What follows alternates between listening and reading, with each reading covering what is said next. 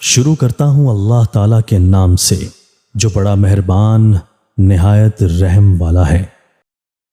حضرت ابو ہریرہ رضی اللہ تعالیٰ عنہ راوی ہیں کہ رسول کریم صلی اللہ علیہ وآلہ وسلم نے فرمایا، بنی اسرائیل میں دو شخص تھے جو آپس میں دوست تھے۔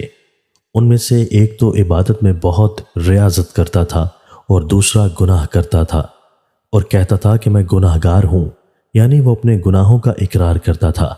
چنانچہ عبادت کرنے والے نے اس سے کہنا شروع کیا، جس چیز میں تم مبتلا ہو یعنی گناہ میں، اس سے باز آ جاؤ۔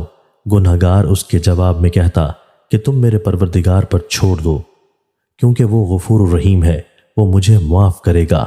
یہاں تک کہ ایک دن اس عابد نے اس شخص کو ایسے گناہ میں مبتلا دیکھا جسے وہ بہت بڑا گناہ سمجھتا تھا۔ اس نے اس سے کہا کہ تم اس گناہ سے باز آ جاؤ۔ گناہ گار نے جواب دیا کہ تم مجھے میرے پروردگار پر چھوڑ دو، کیا تم میرے دروغہ بنا کر بھیجے گئے ہو؟ عابد نے یہ سن کر کہا کہ اللہ کی قسم، اللہ تمہیں کبھی نہیں بخشے گا اور نہ تمہیں جنت میں داخل کرے گا۔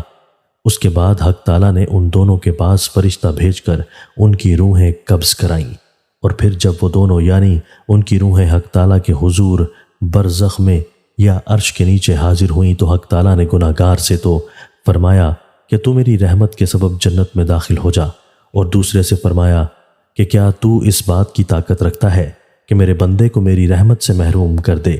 اس نے کہا کہ نہیں پروردگار میرے اللہ تعالیٰ، ان فرشتوں کو جو دوزخ پر مامور ہے فرمایا کہ اس کو دوزخ کی طرف لے جاؤ۔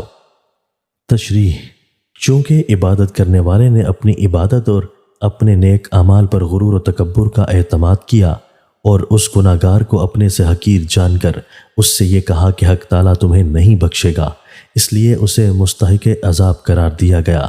اسی لیے کسی بزرگ کا قول ہے کہ جو گناہ اپنے کو حقیر و ذلیل سمجھنے کا باعث ہو وہ اس طاقت عبادت سے بہتر ہے جو غرور و تکبر اور نخوت میں مبتلا نہ کرے۔ دوستو، اللہ تعالی ہمیں ان احادیث مبارکہ پر عمل کرنے اور اپنی زندگیوں کو سنوارنے کی توفیق عطا فرمائے۔